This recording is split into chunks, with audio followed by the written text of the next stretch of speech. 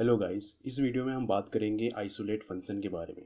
तो चलिए स्टार्ट करते हैं। तो हमने पिछले वीडियो में देखा था कि हमने दो इनपुट और एक आउटपुट रेंडर्ड फंक्शन बनाया था। तो कभी कभी क्या होता है कि हमें हमें कंट्रोल करना पड़ता है रिएक्टिविटी को to make a more user friendly app. तो इस चीज़ का डेमो करने के लिए चलिए सबसे पहले देखते हैं। तो जब भी आप तो मैंने मैंने जैसे आपको लोगों को बताया था कि हर एक रिएक्टिव वैल्यू के साथ अपना एक एसोसिएट फंक्शन एसोसिएट होता है। रिएक्टिव फंक्शन उसको कहते हैं। तो जैसे हमने यहाँ पिछले पिछले स्लाइड में मैंने जैसे दिखाया आप लोगों को कि मैंने दो इनपुट बनाया था, यानी कि मुझे कम से कम मतलब मुझे दो रिएक्टिव फंक्शन तो चाहिए उस चीज़ को उस चीज़ को डिस्प्ले करने के लिए। उस इनपुट का क्या करे इस चीज़ को करने के लिए मुझे एक रिएक्टिव फंक्शन तो चाहिए होगा। तो जाहिर सी बात है, अगर इनपुट आउटपुट ये एक टॉकिंग हो गया, सेंडिंग रिक्वेस्ट और रेस्पॉन्स। तो इसी तरीके से मेरे पास दो इनपुट है, तो जाहिर सी बात है जो आपका जो ऐप है दो बार सर्वर से बात करेगा। मतलब कहने का मतलब ये है कि दो दो बार आर सर्वर से आपका जो ऐप है बात करेगा। बट कभी कभी हमें इतना ज़्यादा रिएक्टिविटी की ज़रूरत नहीं है। तो सबसे पहले हम ऐप को देखते हैं और समझते हैं मैं क्या कहना चाह रहा हूँ। तो ये जो मैंने ऐप है, मैंने पिछले वीडियो में ही बताया था। तो मैं सबसे पहले इनपुट वन बना रहा हूँ स्लाइडर, और यहाँ पे मैं इनपुट टू बना रहा हूँ, और मैं यहाँ पे एक आउटपुट बना रहा हूँ।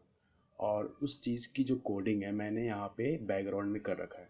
तो सबसे पहले मैं कोई रैंडम नंबर चूज़ करता हूँ, जैसे कि मैं 41 कर देता हूँ 40। तो मुझे एक हिस्टोग्राम मिल गया है। यहाँ तक तो ठीक है। अब मैं क्या करता हूँ, टाइटल को चेंज करने की कोशिश करता हूँ।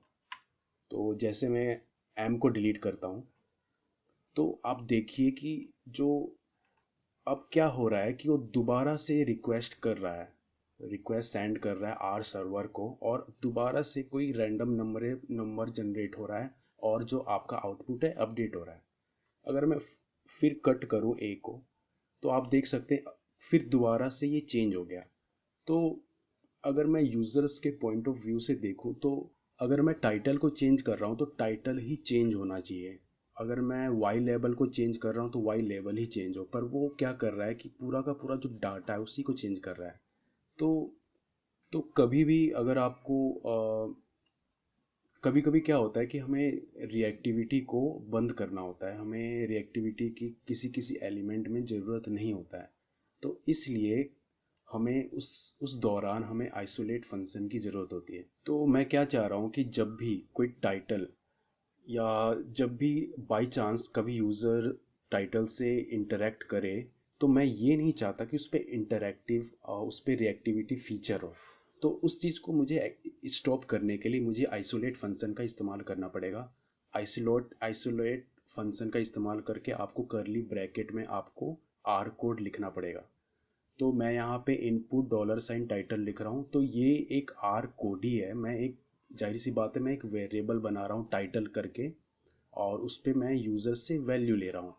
जिस तरीके से आप वेरिएबल बनाते हो पाइथन में, जैसे कि x इक्वल टू वन, तो आप x एक वेरिएबल का नाम है, आप वैल्यू ले रहे हो वन। तो इसी तरीके से मैं टाइटल में कोई स्ट्रिंग ले रहा हूँ यूज़र से। तो आप क्या कर रहे हो, आप एक स्टेटमेंट बना रहे हो। देखा जाए तो आप एक वेरिएबल बना रहे हो। जैसे यहाँ पे मैं एक टाइटल असाइनमेंट ऑपरेटर वैल्यू दे रहा हूँ।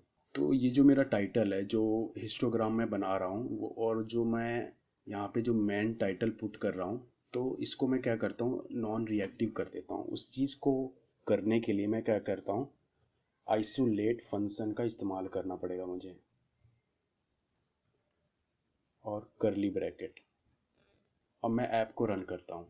तो अगर मैं इसको कट करूँ, तो आप देख सकते हैं कुछ भी नहीं होगा, कोई फ़र्क नहीं होगा। पर ये भी रिएक्टिव नहीं होगा। अगर आपको सिर्फ टाइटल को चेंज करना हो, या कोई वाई लेबल और एक्स लेबल को चेंज करना हो, तो आपको रिएक्टिव करने की ज़रूरत ही नहीं पड़ेगी वैसे तो, क्योंकि जब आप कोई साइनी डैशबोर्ड या कुछ इस तरीके की चीज़ें बनाओगे, तो सबसे पहले मैं क्या करता हूँ कि एक अलग ऐप बनाने की कोशिश करता हूँ। तो ये एक नया ऐप है, मैं इस पे क्या कर रहा हूँ, सबसे पहले मैं एक इनपुट आउटपुट, एक इनपुट वन बना रहा हूँ, जिसमें मैं क्या कर रहा हूँ कि एक यूज़र से टेक्स्ट इनपुट ले रहा हूँ। और इसी तरीके से मैं एक दूसरा इनपुट टू बना रहा हूँ, जिसमें मैं स्लाइडर ले रहा हूँ। और जाहिर सी बात है, मैं टाइटल को प्रिंट करने के लिए एक टेक्स्ट आउटपुट ले रहा हूँ, और इस हिस्टोग्राम को प्लॉट करने के लिए आउटपुट टू ले रहा हूँ।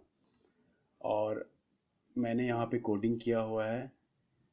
मैं यहाँ पे इनपुट वन को हैंडल करने के लिए कुछ कोड लिखा है मैंने, और यहाँ पे मैंने इनपुट टू को हैंडल करने के लिए कुछ कोड लिखा है। तो मेरे को जाहिर सी बात है, मेरे को यहाँ पे जो टाइटल है चाहिए नहीं थी, इसलिए मैंने यहाँ पे नल वैल्यू डाल दिया। तो सबसे पहले मैं इस ऐप को रन करके दिखाता हूँ। तो यहाँ पे लिखा हुआ है कि right a title of A histogram. तो मैं लिखता हूँ यहाँ पे माय हिस्टोग्राम। तो कुछ इस तरीके से भी आप टाइटल बना सकते हो। आप बेशक आप इस चीज़ को बोल्ड में कर सकते हो, आप HTML टैग का भी इस्तेमाल कर सकते हो, पर आपको इतना भी करने की ज़रूरत नहीं है, क्योंकि जब आप कोई साइनी डैशबोर्ड या कुछ भी उसमें जब आप लिखोगे, तो आप उस पर मार्कडाउन का इस्तेमाल करोगे। मार्कडाउन एक मार्कअप टाइप लैंग्वेज है, जैसे वो कन्वर्ट हो जाता है HTML में। तो आपको कुछ नहीं करना होता है उसमें।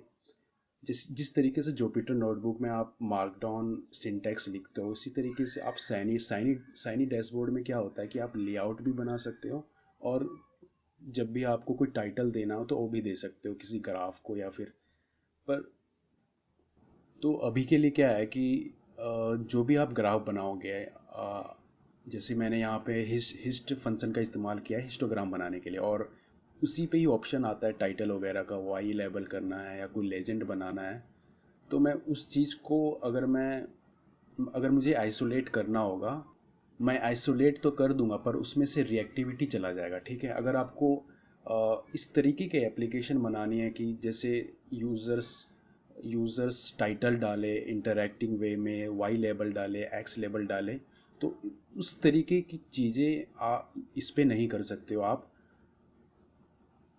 जिस तरीके से आप एक्सेल वगैरह में या कोई भी गूगल सीट वगैरह में करते हो, जब भी आप कोई चार्ट बनाते हो, तो वैसा पॉसिबल है नहीं। और साइनी जो फ्रेमवर्क है, उसका ज़्यादा फोकस डैशबोर्ड और डाटा साइंस एप्लीकेशन बनाने के ऊपर है। अगर आपको किसी अदर टाइप की वेबसाइट बनानी है, जैसे ब्लॉगिंग या फिर कोई ई कॉमर्स या फिर कोई अदर टाइप की वेबसाइट बनानी है, तो आप कोई अदर फ्रेमवर्क इस्तेमाल कीजिए, जैसे कि जेंगो और सी शार्प वगैरह में लाइब्रेरी, आप उसका इस्तेमाल कर सकते हैं। पर तो thank you for today, see you in next video.